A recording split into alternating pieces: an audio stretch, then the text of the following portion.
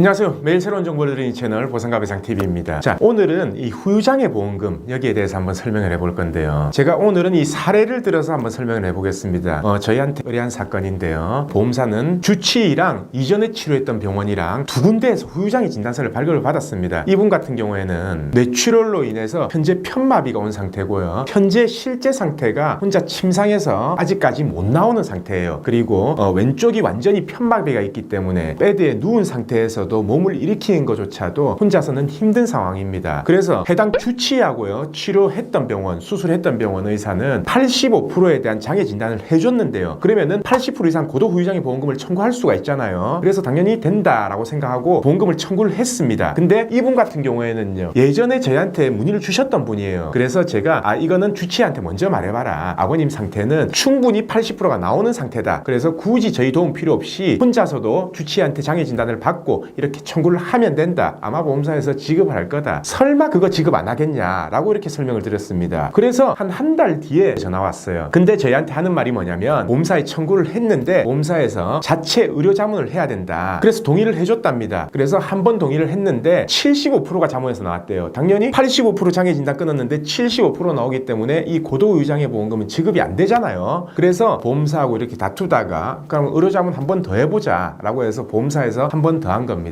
근데 똑같이 75%가 나온 거예요. 근데 제가 생각했을 때는 이거는 75%가 나올 수가 없는 거거든요. 왜냐? 75%가 나오려면요, 혼자서 침상에서 휠체어까지 나올 정도가 돼야지 75%가 나오는데 이분은 그게 안 돼요. 근데 보험사 의료자문에서는 85%가 아닌 75%가 나왔다는 거죠. 그래서 돈을 못 주겠다라고 한 겁니다. 그래서 그분한테 저한테 의뢰를 해라. 저는 그냥 이 정도 사건은 보험사에서 지급할 줄 알았는데 결국 지급을 안 하네요 라고 해서 저희가 받아서 본사 담당자하고 제가 직접 통화를 했어요. 근데 상태가 이 상태고 이랬는데 왜 이게 85%가 아니냐, 의료자문을 누가 했길래 도대체 이게 왜 85%가 안 나오냐 라고 하니까 보험사 담당자도 자기 선에서 어쩔 수가 없다, 자문에서 그렇게 나왔기 때문에 자기는 주고 싶어도 결제를 못한다 라고 해서 그러면 저희가 장애 진단서를 다시 끊겠다. 제가 항상 말했던 방법입니다. 뇌 손상이 됐을 경우에요, ADLS 장애, 그러니까 이동 동작 제한 장애 말고요, 편마비에 대해서 운동 장애로 끊어라. 팔 다리 부분에 어깨, 팔꿈치, 손목, 손가락 있죠. 다리에도 고관절, 슬관절, 발목, 발가락이 있죠. 이 부분에 대해서 얼마나 운동을 못하냐, 움직이질 못하냐 각각 끊어서 합산하면 된다. 그렇게 하는 게 보험금 지급받기가 훨씬 편하다라는 걸 누누이 말씀드렸는데 이분도 제가 그렇게 설명을 드렸어요. 근데 중요한 거는요, 해당 주치의가 그렇게는 장애 못 끊어준다라고 한 겁니다. 왜? 보통 신경외과 선생님들은요, 뇌 손상이 있는 장애의 경우에는 무조건 운동장애로 평가를 해요. 왜 그러냐면 우리나라 장애인복지법에 있는 장애도요, 신경계 장애는 이동 동작으로 평가를 하고요. 그리고 산재도 마찬가지고 보험사도 ADLS라는 이동 동작 제한에 대한 표가 있기 때문에 당연히 그렇게 평가하는 걸로 알지, 마비됐으니까 안 움직인 건 당연한데 혼자서 못 움직이는 거지 이렇게 실제로 손으로 움직였을 때 강직은 없지 않냐 라고 해서 평가를 안 해주는 겁니다. 근데 우리나라 보험증권에서는요, 운동장애를 평가할 때 스스로 움직이는 장애에 대해서 평가하라, 아니면 타인이 움직이는 장애에 대해서 평가하라, 이런 항목이 규정이 안 돼 있기 때문에 실제로는 환자 본인이 스스로 못 움직인다면 그것도 운동각도 제한에 해당이 된다라는 거죠. 근데 그렇게 되면 뭐합니까? 의사가 장애 진단서를 발급을 안 해주니까 청구조차 못하는 거예요. 그래서 제가 이거 보험사하고 통화하고 이 사정까지 다 말했습니다. 결국 환자가 다시 움직여가지고 의사한테 재평가 받으면 환자 고생시키는 거 아니냐, 그거에 대해서 웬만하면 좀 지급을 하자라고 했는데 자기 사연은 도저히 할 거 없다 라고 하길래 그냥 제가 그러면 운동각도로 장애 진단을 끊어서 그 보험금을 청구하겠다라고 이렇게 한 겁니다. 자, 보통 그래요. 약관에서 운동장애로 평가하는 게 규정이 돼 있으면 뭐합니까? 끊어줄 의사가 없는데, 그렇기 때문에 이렇게 이제 저희한테 문의가 오는 거고, 물론 운동장애로 끊었을 때는 꼬투리 잡는 보험사도 많아요. 운동장애로 평가하면 안 된다. 그거를 아직도 모르는 보험사들이 있습니다. 그거를 저희가 최초 판결을 5년 전에 2심까지 가서 받아낸 거거든요. 근데 아직 모르는 보험사가 있어요. 그래서 저희 같은 경우에는 운동장애로 끊고 만약에 보험사가 모른다라고 하면은